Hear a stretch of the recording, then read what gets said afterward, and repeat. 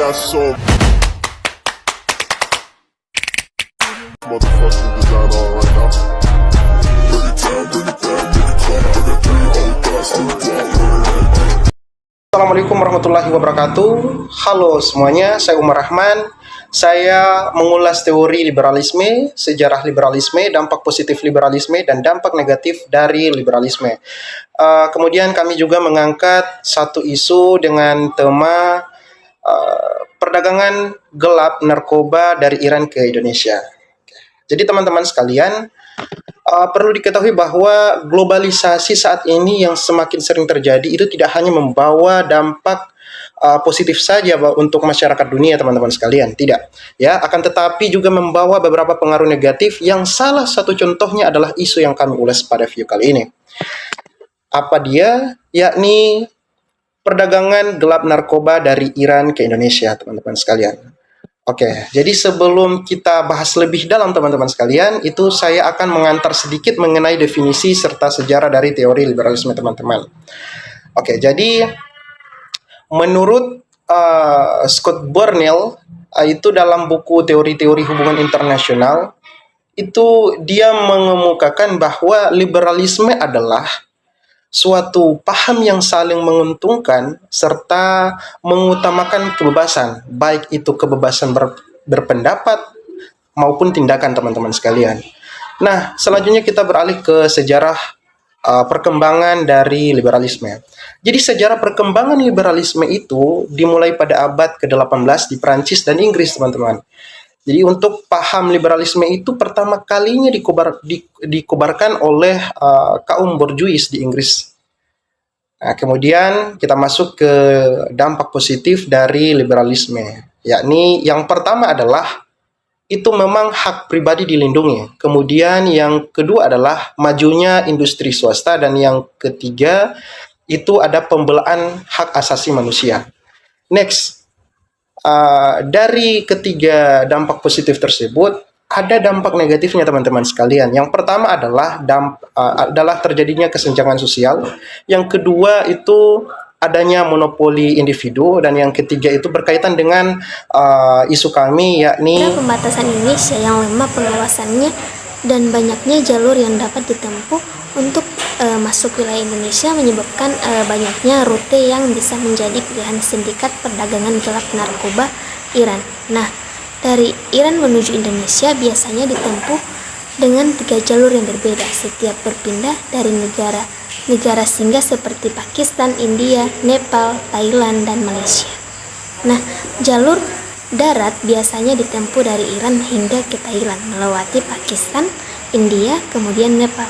Nah, jalur laut ditempuh dari Thailand menuju Indonesia melewati Malaysia bagian barat atau timur, sedangkan jalur udara ditempuh dari Thailand atau Malaysia menuju bandar udara internasional yang ada di Indonesia, teman-teman. Jadi setelah tiba di Indonesia, narkoba tersebut diedarkan di Indonesia melalui sindikat kelompok pengguna. Nah, jadi modus yang paling sering digunakan oleh sindikat perdagangan gelap narkoba Iran adalah ditelan atau dibawa dalam hand carry yang dilakukan dengan cara memasukkan narkoba ke dalam dagang koper, dasar koper, atau ke dalam teoelektris seperti sabun, make up, atau sampo. Nah, dalam perbatasan negara-negara yang dilalui sindikat Iran yang merupakan negara-negara berkembang masih memiliki pengawasan yang lemah baik secara sumber daya manusia ataupun teknologinya, sehingganya sindikat narkoba Iran dengan mudah menyelundupkan narkoba dengan menggunakan modus ini. Berbagai jalur antara lain dengan menyediakan sarana dan prasarana yang dapat menunjang pencegahan perdagangan gelap narkoba, yaitu bonusnya untuk mengetahui ada atau tidaknya narkoba yang disembunyikan oleh para sindikat narkoba di tubuhnya. Pengadaan scan yang digunakan sebagai alat untuk mengetahui apakah narkoba diselundupkan di bagasi hand carry yang merupakan modus operandi paling diminati oleh para sindikat narkoba internasional, terutama Iran, menggunakan anjing pelacak yang terdiri dari anjing agresif untuk melacak barang bagasi dan anjing pasif untuk melacak tubuh penumpang serta barang bawaannya sebagai pendeteksi awal ada atau tidaknya narkoba. Materi selanjutnya yaitu peran UNODC di Iran dan negara transit terkait pemutusan jaringan perdagangan gelap narkoba dari Iran ke Indonesia. UNODC di Iran juga mendukung pembentukan program kontingen anjing sebagai pelacakan obat-obatan pada tahun 2012. Dukungan teknis diberikan secara terus-menerus kepada anti-narkotik polis yang berlangsung sejak 1999.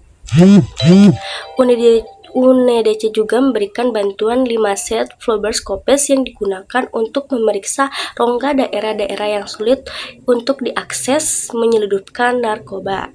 UNODC mengejarkan keamanan maritim memperkenalkan Iran ke Global Container Control Program atau CCP. UNODC memfasilitasi dukungan pelatihan ANP Iran tingkat akademik dan lapangan pada pemantauan pemberantasan perdagangan gelap narkoba dari Iran ke Indonesia. Pemutusan jaringan sindikat narkoba Iran sangat diperlukan dalam menanggulangi perdagangan gelap narkoba ke Indonesia.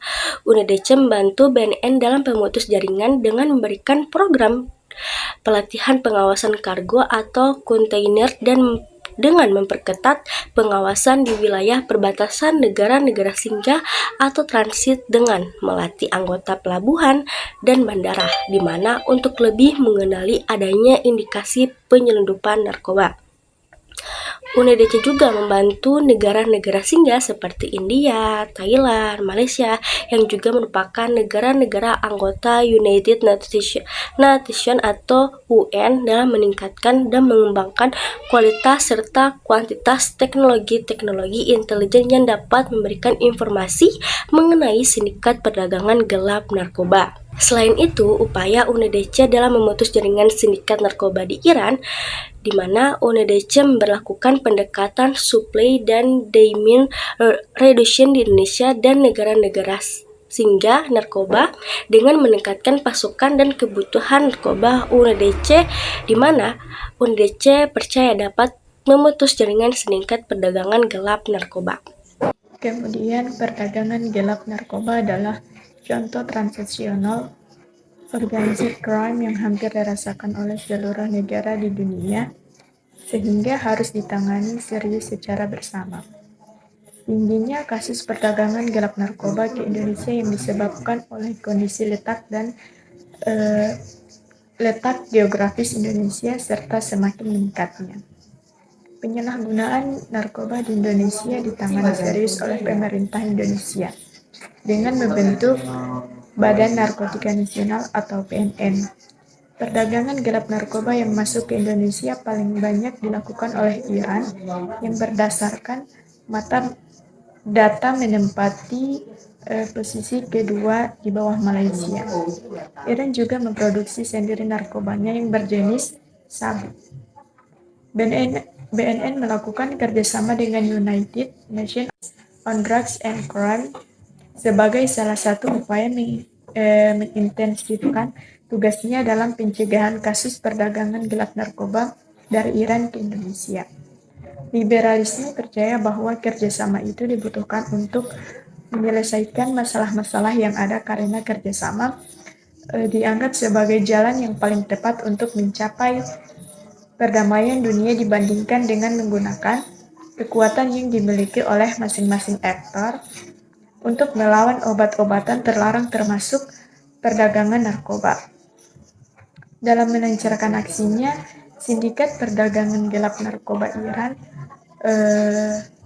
menggunakan berbagai macam jalur dan modus operandi. Modus operandi yang paling sering digunakan adalah hand carry dan route dan perdagangan yang selalu berubah-ubah polanya. Perdagangan gelap narkoba dari Iran terbagi menjadi dua kelompok, yaitu kelompok pengguna dan kelompok pengedar, yaitu terbagi lagi menjadi dua, yaitu kelompok pengedar bermasalah ekonomi dan kelompok pengedar bermasalah lain seperti pelajar atau mahasiswa.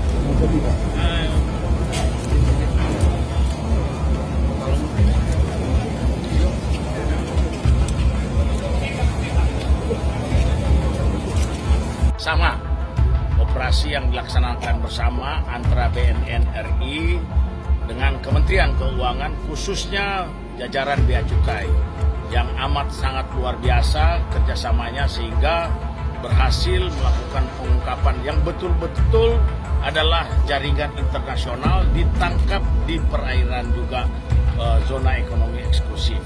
Ini suatu kerjasama yang sangat luar biasa. Pertama. Yang kedua, jaringan seperti ini